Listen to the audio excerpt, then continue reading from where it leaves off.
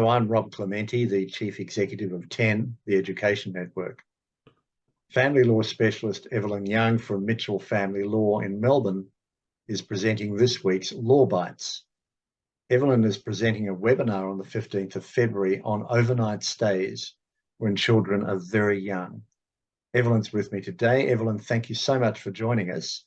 What are we seeing in the courts on the question of overnight time for young children?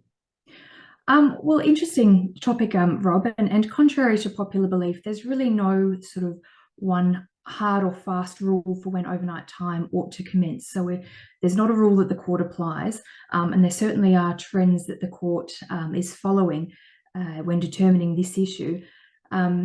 And I summarise these in my paper and I go through them all and look at what the court is doing. But one thing I have noticed that's really coming out of the cases recently is the recognition that for children this young, and I'm talking sort of 0 to 4 age group, that there's any arrangements that you put in place are almost always going to be short-term in nature and require regular review.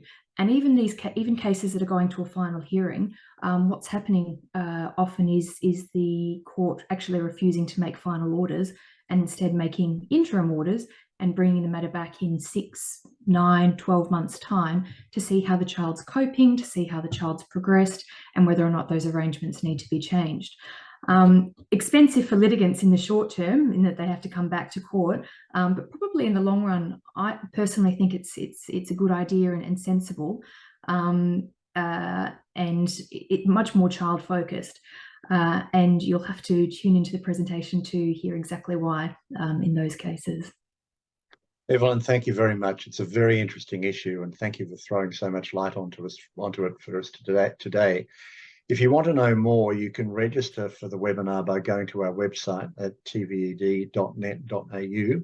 In the meantime, thank you so much for listening.